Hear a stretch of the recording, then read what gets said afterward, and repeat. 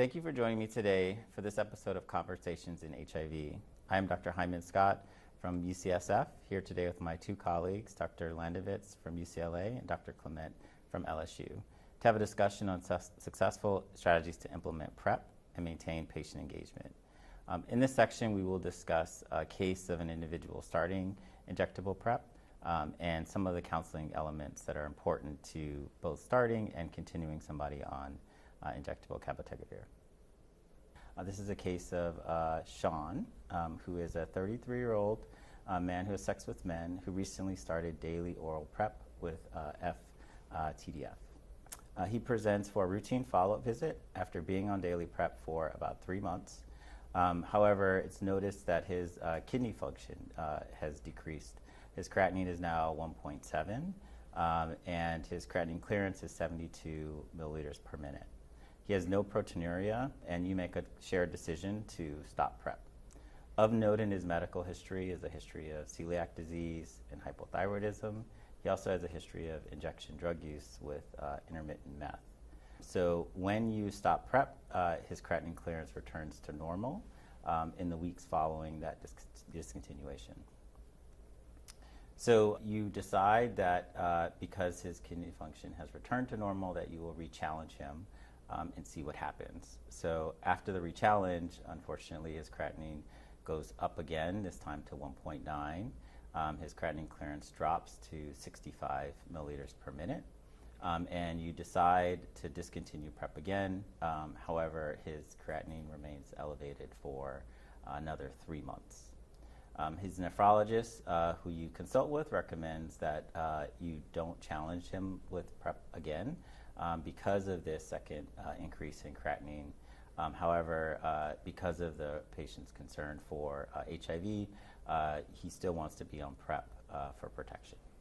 So the questions that are now posed to you as a provider is, what do you offer in this scenario? This is somebody who has ongoing HIV risk, has demonstrated intolerance to one of the PrEP options. So would you restart daily oral FTDF?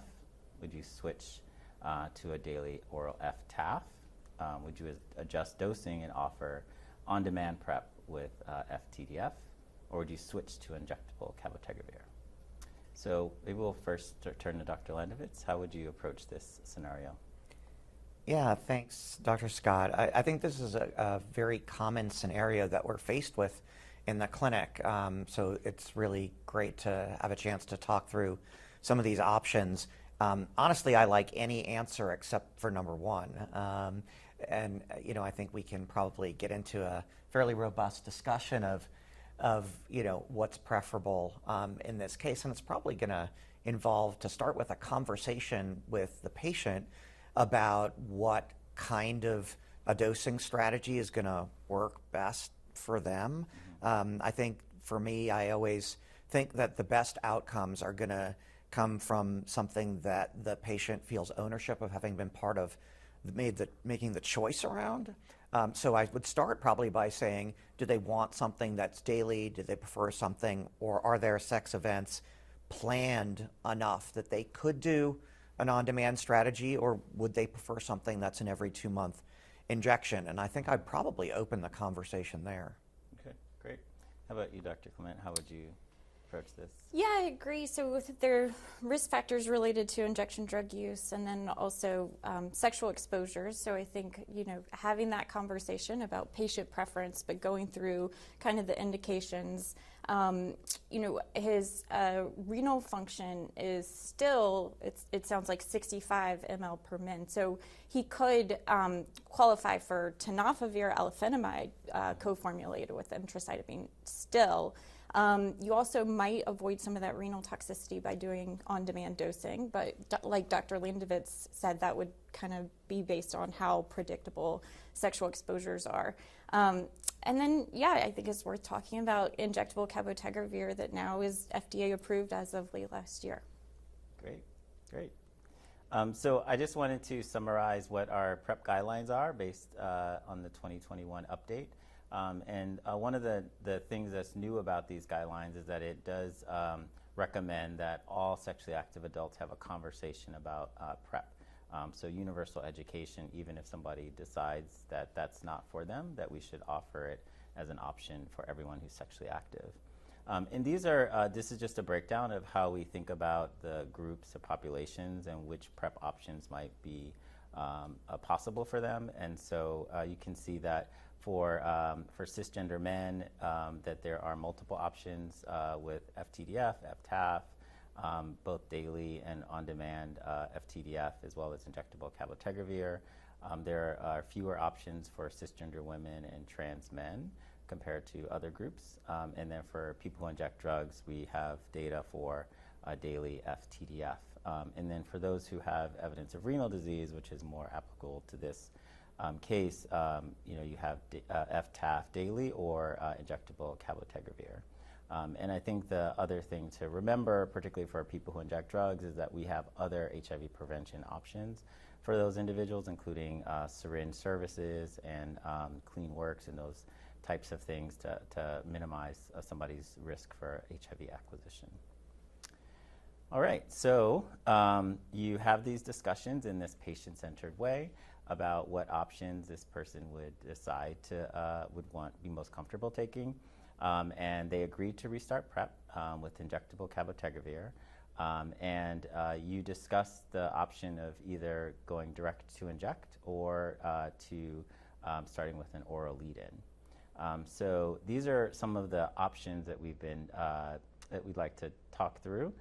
So just wanted to start with these options. So how would you approach this, Dr. Clement, in terms of decisions about how you would initiate cabotegravir? So it has been shown that we can do direct to inject with cabotegravir safely. So the oral lead-in, based on the guidelines, is optional. So this patient, it didn't sound like necessarily had a lot of trouble with daily adherence. It was more the renal issues. Mm-hmm. So if he's somebody who wants the oral lead-in, I think it's totally reasonable to start there. I do worry about that for some patients who really struggle with daily adherence. You're just, you already think that injectable is a good option for them for that purpose. So, why subject them to more oral therapy? But for this patient, I think if he wanted to do the oral lead-in, I think that would be a totally reasonable option. So one looks good to me, or direct to inject number 3. But you definitely want to have those first 2 injections a month apart. Okay, great, Dr. Landowitz. No, I agree with Dr. Clement.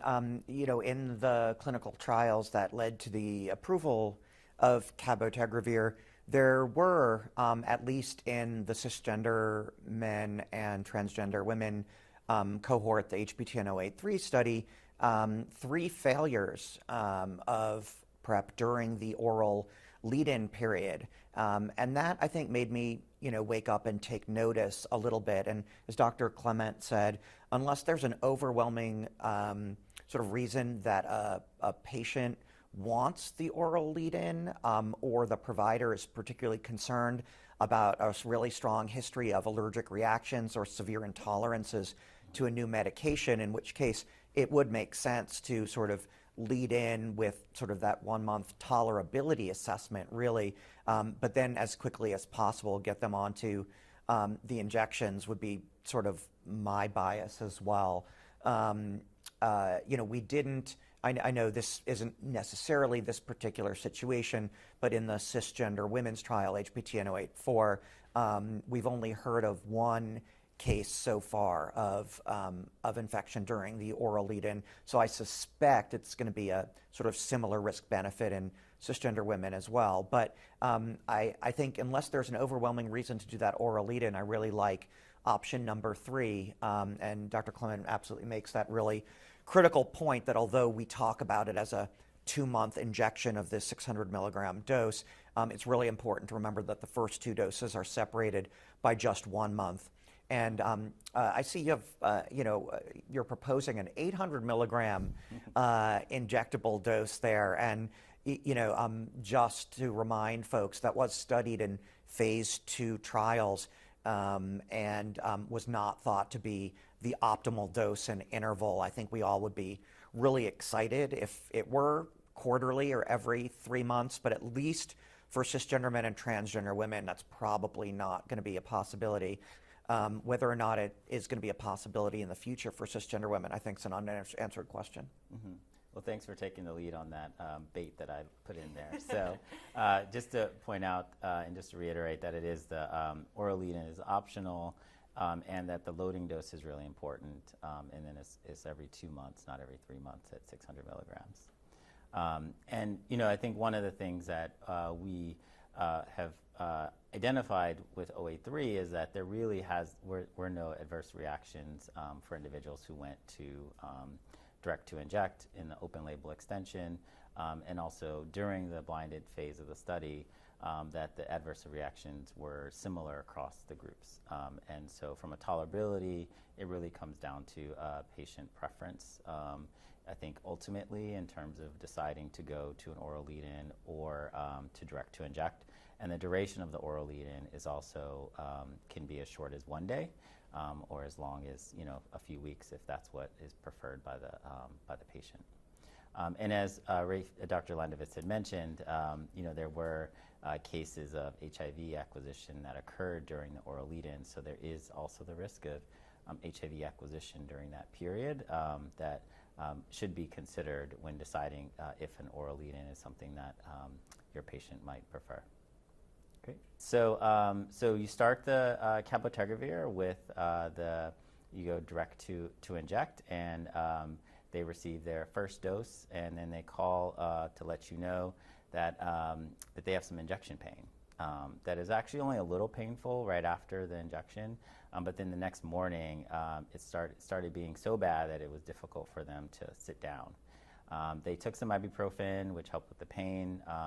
They actually had a low-grade temperature of 100 degrees Fahrenheit, and the ibuprofen helped with both the pain and the temperature. And because of COVID, they tested for COVID, and that was negative.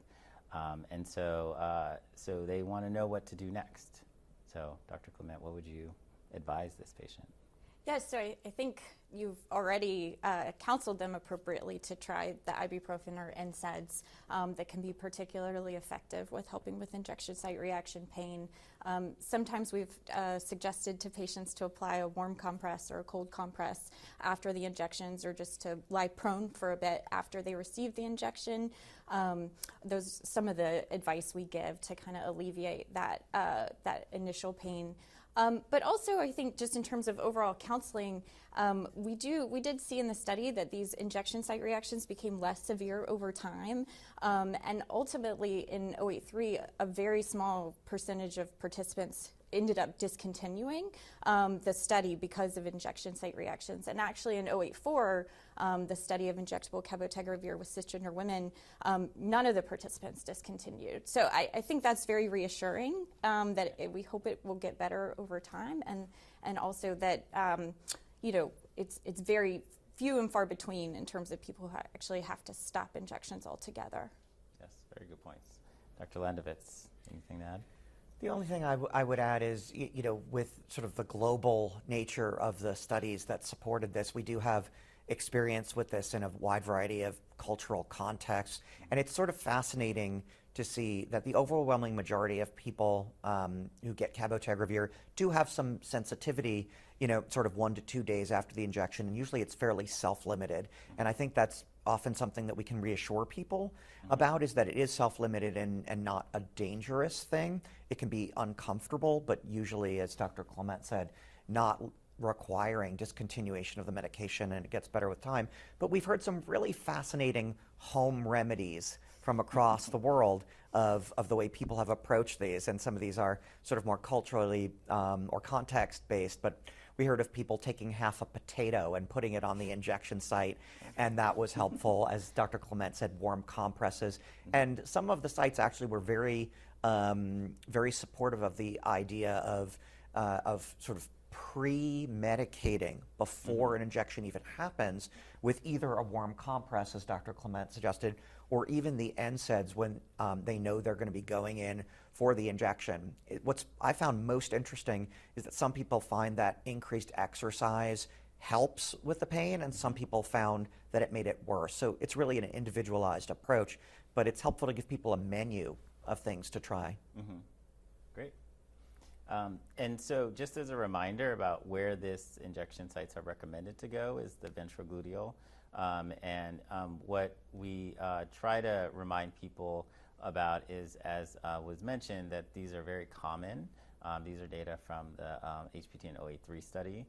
And the way that I generally approach it is doing anticipatory guidance. And so letting patients know that you're likely going to have a reaction from this. It's not likely going to happen immediately. It's usually the next day, as Dr. Landovitz mentioned, and that it gets better over time. And referencing these data to show that most of these are mild and they very rarely lead to discontinuation is something that's reassuring, so that our patients aren't surprised when they receive these injections. And many times people who have received, for example, a syphilis injection sort of are going to equate it to that type of a pain, and it's a very different character. It's a different timeline of onset. And so just giving some anticipatory guidance based on some of these recommendations that Dr. Clement and Dr. Landovitz mentioned, I think are really important and helpful. All right.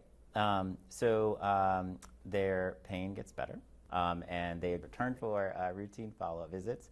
And at this visit, you have, as part of your sexual and gender identity questionnaires as part of your clinic, you have a discussion about gender identity annually. And they actually report that their gender identity is sort of evolving into the more feminine spectrum, and they've had these discussions with their close friends and their psychiatrist about, and their other providers around gender-affirming therapy. And their concern came up about drug interactions with PrEP, as their friends have talked about this. And so they have questions. They want to know if they decide to start gender-affirming hormone therapy, is PrEP going to impact it, or vice versa? So I'll start with Dr. Landovitz. What would you say? Yeah, so first thing I want to say is congratulations on making it part of your practice to check in about people's gender identity on a regular and periodic basis. I think it's something that is certainly only more recently coming into sort of the lexicon of things that we really need to be doing on a regular basis. So you're to be completely congratulated on doing that successfully, to even get this information and open this conversation. With cabotegravir specifically, we actually have a little bit limited data at this time. Dr. Beatrice Grinstein from Fiocruz Institute in Rio de Janeiro presented some data at the AIDS 2022 conference that showed that injectable cabotegravir and gender-affirming hormones, when used together, did not affect cabotegravir concentrations. So there isn't a concern that the cabotegravir would work less well, but we don't have the reverse interaction information yet. That's being looked at currently in studies, but I think something that's really important is to make people aware that we don't know for sure if cabotegravir is going to impact gender-affirming hormones. It is, however, reassuring to know that in small studies of female hormonal contraception, cabotegravir did not affect those hormones. That's obviously not necessarily going to be translatable to gender-affirming hormone therapy, but it's reassuring, at least until we get additional data. Okay, great. And just to kind of go along with what Dr. Landovitz said, as he knows well because it was his study, in the sub-study of 083 among transgender women, the superiority of cabotegravir held true, and there was very, very low HIV incidence in that group. So, we think PrEP with cab will still be very effective. We just don't know the other way, but I don't think we anticipate any issues. Okay, great. Yeah, so it sounds like we have some preliminary data that suggests that this won't be a issue, but I think as a community have asked for, we likely need more data to sort of give the evidence that this is supportive. Great. Well, I'd like to really thank you both for joining me today to talk through this case and these cases that this sort of presented, and we really, as we move into offering options for people, I think these are going to be some very important issues that are going to need to be discussed with our patients as we transition into more options for PrEP. So I really appreciate both of your time. Thank you. Thank you for having us.